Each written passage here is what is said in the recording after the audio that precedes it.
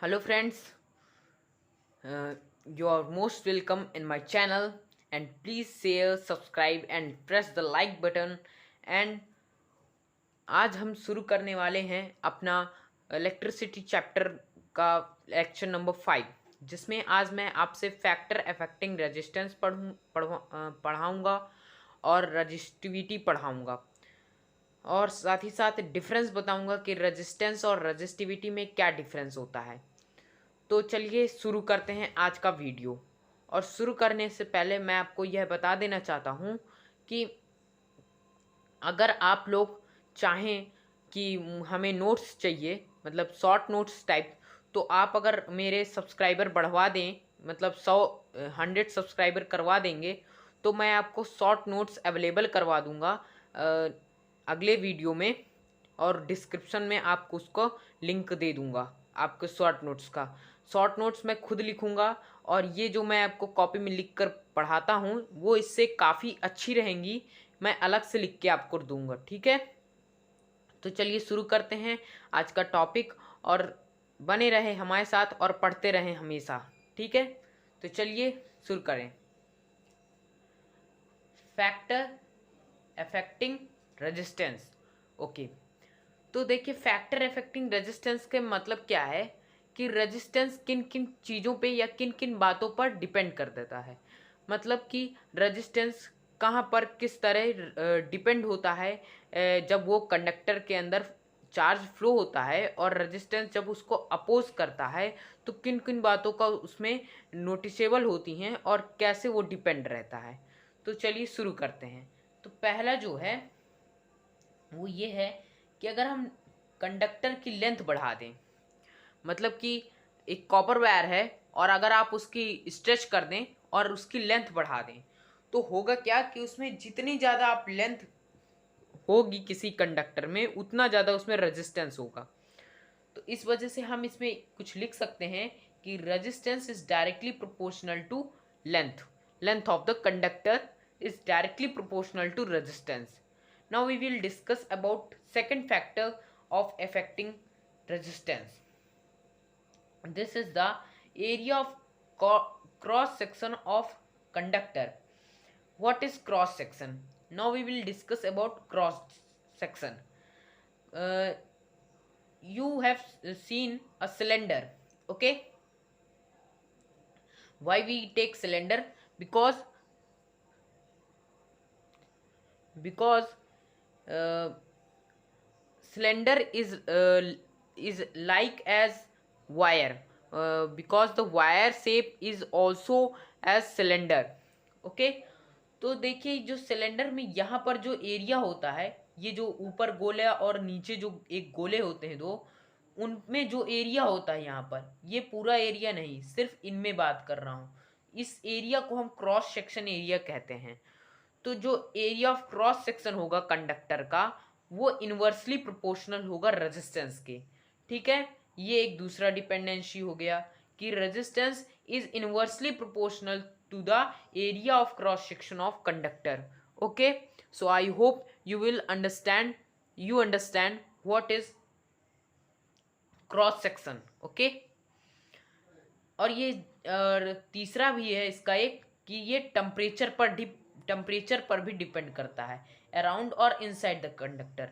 Inside the conductor मतलब कभी कभार क्या होता है, कंडक्टर ज़्यादा देर तक चलने पर मतलब ज़्यादा देर तक इलेक्ट्रिसिटी फ्लो होने पर उसमें हीट जनरेट हो जाती है। अब हीट कैसे जनरेट होती है मैं आपको कुछ दिनों बाद बताऊंगा, जब मैं आपको ये पढ़ाऊंगा heating effects of electric current, okay. तब मैं आपको ये बताऊंगा कि टेम्परेचर और कंडक्टर में टेम्परेचर कैसे बढ़ता है या कैसे डिक्रीज इंक्रीज होता है, ठीक है। तो इससे हम एक सिग्निफिकेंट बना सकते हैं कि R is directly proportional to temperature, मतलब कि जितना टेम्परेचर बढ़ेगा उतना ज़्यादा रेजिस्टेंस होगा, ठीक है। तो चलिए चौथा डिपेंडेंसी पढ़ लेते हैं। चौथी डिपेंडेंसी है कि वो मटेरियल डिपेंड होता है, मतलब कि अलग अलग मटेरियल में अलग अलग रेजिस्टेंस होगी, ठीक है। तो ये बात आपको याद रखनी है कि मटेरियल डिपेंड भी होता है। चलिए अब हम कुछ एक्स्ट्रा बातें पढ़ते हैं। अब हम पढ़ते ये हैं कि आखिरकार क्यों जब हम लेंथ बढ़ा देते हैं किसी कॉपर वायर की या फिर किसी भी कंडक्टर की तो उसमें रेजिस्टेंस ज़्यादा हो जाता है। ठीक, तो चलिए पढ़ते हैं क्यों, ऐसा क्यों होता है। तो जैसा कि आप जानते हैं रेजिस्टेंस कैसे जनरेट होता है, वो एटम्स की वजह से जनरेट होता है। ठीक, एटम्स ही हैं जो चार्ज को अपोज करते हैं और जो अपोजिट जो फोर्स लगाते हैं चार्ज पर उसी को हम रेजिस्टेंस कहते हैं। फोर्स को नहीं कहते, उस अपोजिशन को कहते हैं जो चार्ज पर लगाते हैं एटम्स, उसको हम कहते हैं रेजिस्टेंस। ओके, तो देखिए होता क्या है, मान लीजिए ये एक लेंथ वायर है, इस ये पहले इतनी थी और अब आपने स्ट्रेच करके इसको इतना कर दिया, तो होगा क्या, देखिए पहले जब ये इतनी थी मतलब कि इसका क्रॉस सेक्शन ज़्यादा था और अब आपने इसको स्ट्रेच कर दिया तो इसका क्रॉस सेक्शन कम हो जाएगा। सही है कि नहीं? हाँ, तो देखिए होगा क्या, जब इसमें क्रॉस सेक्शन ज़्यादा था, जैसे कि एक मोटा व्यक्ति है, एक मोटे व्यक्ति के अंदर एटम ज़्यादा होंगे कि एक पतले व्यक्ति के अंदर? तो आप सही सोच रहे हैं, एक पतले व्यक्ति के अंदर एटम्स कम होंगे और मोटे व्यक्ति के अंदर एटम्स ज़्यादा होंगे। तो जब इसमें एटम्स ज़्यादा होंगे मोटे व्यक्ति के अंदर और जब आप मोटे व्यक्ति को स्ट्रेच कर दो, मान लो स्ट्रेच कर दो, तो होगा क्या कि जो एटम्स होंगे वो धंस जाएंगे क्योंकि वो पहले से ज़्यादा थे और अब आपने जब उसे पतला कर दिया तो एरिया कम हो गया। तो एटम्स के लिए जो एरिया कम हो गया तो वो उसमें एटम्स फंस जाएंगे, एकदम धंस जाएंगे। तो यहाँ पर क्या होगा, एटम्स जो हैं बहुत ज़्यादा धंसे होंगे यहाँ पर, एकदम बिल्कुल ऐसे जैसे कि किसी के अंदर पेनेट्रेट हो गए हों बहुत ज़्यादा। ठीक, उस तरीके से ये यहाँ पर धंसे होंगे। तो जब इसमें से चार्ज फ्लो होगा तो होगा क्या, एटम ज़्यादा अपोज करेंगे क्योंकि वो ज़्यादा पास पास में है इसलिए ज़्यादा अपोज करेंगे। तो आई होप आप समझ गए होंगे कि क्यों लेंथ जब हम बढ़ा देते हैं किसी कंडक्टर की तो उसका रेजिस्टेंस ज़्यादा हो जाता है, क्योंकि उसमें एटम्स जो हैं वो ज़्यादा नहीं होते लेकिन वो ज़्यादा नज़दीक आ जाते हैं, जिसकी वजह से वो ज़्यादा एक्स्ट्रा पावर के साथ रेजिस्टेंस लगाते हैं, अपोजिशन लगाते हैं। ठीक है, अब पढ़ते हैं कि एरिया ऑफ क्रॉस सेक्शन जब होता है तो कंडक्टर में एरिया ऑफ क्रॉस सेक्शन होने पर इन्वर्स क्यों होता है रेजिस्टेंस के। तो इसका आंसर भी मैं पिछले इसमें ही दे चुका हूँ, पर अगर आपको नहीं समझ आया हो तो फिर से देखिए। जब देखिए ये मोटा व्यक्ति होगा, मान लीजिए ये नहीं, ऐसे ही मान लीजिए कि एक मोटा व्यक्ति होगा, उसके अंदर रेजिस्टेंस ज़्यादा है, मतलब रेजिस्टेंस नहीं, सॉरी, मान लीजिए एक पतला व्यक्ति, अब मैं एक पतले व्यक्ति का एग्जांपल लेता हूँ। पतले व्यक्ति के अंदर एटम्स जो होंगे वो कम होंगे। जब आप उसको मोटा कर दोगे, यानी कि उसको किसी तरीके से आप मोटा कर दोगे तो उसका जो एटम्स होंगे, मान लीजिए वैसे मोटा कर देंगे तो ऑब्वियस सी बात है उसमें एटम्स ज़्यादा आ जाएंगे, लेकिन बिना उस तरह किए कि वो खाना पिए बिया खाए उसको मोटा कर देंगे अगर आप, तो जितने एटम्स उसके अंदर पहले से थे उतने ही रहेंगे पर एरिया इस समय ज़्यादा बढ़ जाएगा।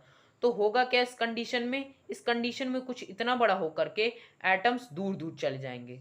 ठीक, अब जब इसमें हम चार्ज फ्लो करवाएंगे तो एटम्स कम फोर्स लगाएंगे क्योंकि ज़्यादा नज़दीक नहीं थे वो, तो कम कम फोर्स लगाएंगे, मतलब कम कम अपोजिशन लगाएंगे, तो आसानी से वो फ्लो हो जाएगा। तो इस वजह से resistance is inversely proportional to area of cross section. Okay, I hope आपको समझ में आ गया होगा। अब resistance is directly proportional to temperature. जब हम टेम्परेचर को इंक्रीज करेंगे तो क्या होता है कि जो एटम्स होते हैं वो भी मूव होना शुरू कर देते हैं। ठीक, तो जब ये मूव होना शुरू कर देते हैं तो हर एक एटम्स मूव होना शुरू करेगा। तो जब चार्ज इसके अंदर से फ्लो होगा तो जब वो मूवमेंट वाला जो वो होगा, क्या कहते हैं उसको, एटम्स होगा, वो ज़्यादा इसमें अपोजिशन फोर्स लगाएगा क्योंकि हर जगह से उसे मूवमेंट वाला अपोजिशन मिलेगा। तो इस वजह से रेजिस्टेंस यहाँ पर ज़्यादा हो जाता है। मटेरियल डिपेंड कैसे है, क्योंकि अलग अलग मटेरियल में अलग अलग डिपेंडेंसी होती है। ठीक, अब यहाँ पर कुछ चीज़ें हम देख लेते हैं कि जब R is directly proportional to L है, ठीक, और R is inversely proportional to A है, तो होगा कि R is inverse in directly proportional to L by A। Okay, ये सही बात है। अब जब हम इनवर्स प्रोपोर्शनल के साइन को हटाएंगे तो एक कांस्टेंट आएगा, वो कांस्टेंट यहाँ पर जो आएगा वो ये है, ये इसको हम रो कहते हैं। क्या कहते हैं? रो। यहाँ पर मैं लिखना भूल गया था, इसको हम रो कहते हैं। और ये जो साइन है इसको कहते हैं हम रो हैं, पर ये जो साइन है ये रजिस्टिविटी का साइन है, रजिस्टिविटी का साइन है रो, जिसको हम कुछ इस तरह से रिप्रेजेंट करते हैं। तो रजिस्टिविटी क्या होता है? It is the property of the material of the conductor, it can oppose the flow of charge. ये भी रेजिस्टेंस की तरह ही कुछ होता है, पर इसमें क्या होता है, ये property of the material, material की प्रॉपर्टी होती है।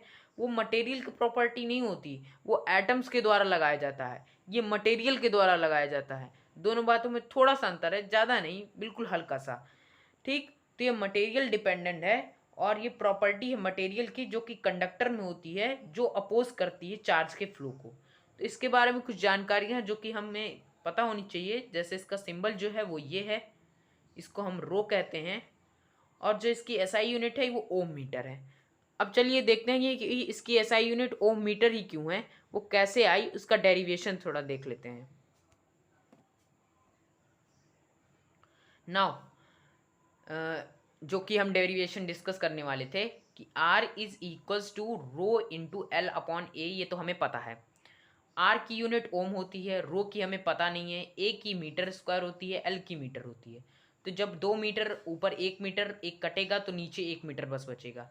ये मीटर जब यहाँ जाएगा तो ये ओम के साथ मल्टीप्लाई हो जाएगा, तो यहाँ पर रो की जो यूनिट निकल के आएगी ओम मीटर निकल के आएगी। तो आई होप आप समझ गए होंगे कि कैसे ओम मीटर होती है रो की यूनिट। ओके, अब यहाँ पर थोड़ा एक चीज़ देख लेते हैं कि रजिस्टिविटी के बारे में। उसकी थोड़ा एक प्रॉपर्टी है कि रजिस्टिविटी जो है वो हाईएस्ट होती है इंसुलेटर में। ठीक है, इंसुलेटर में सबसे ज़्यादा होती है। और resistivity higher in alloys, alloys वो होते हैं जिनमें जो कि कंडक्टर होते हैं वो उतने अच्छे कंडक्टर नहीं होते, वो मिडिल कंडक्टर होते हैं, क्योंकि उनमें रजिस्टिविटी भी होती है एक हाई लेवल तक, और साथ ही साथ उसमें इलेक्ट्रिसिटी भी फ्लो हो जाती है। पर इंसुलेटर में इलेक्ट्रिसिटी नहीं फ्लो होती, लेकिन रजिस्टिविटी क्योंकि उसमें बहुत ज़्यादा होती है। एलॉयज़ में इलेक्ट्रिसिटी भी पास होती है और रजिस्टिविटी भी बहुत ज़्यादा होती है। रजिस्टिविटी सबसे कम जो होती है वो मेटल्स में होती है, और मेटल्स में भी सिल्वर में सबसे कम होती है। इसीलिए silver is the best conductor of electricity and also the best conductor of heat. Okay, now we move on our next topic, that is difference between resistance and resistivity. क्या difference होता है resistance और resistivity में? चलिए देखते हैं क्या होता है।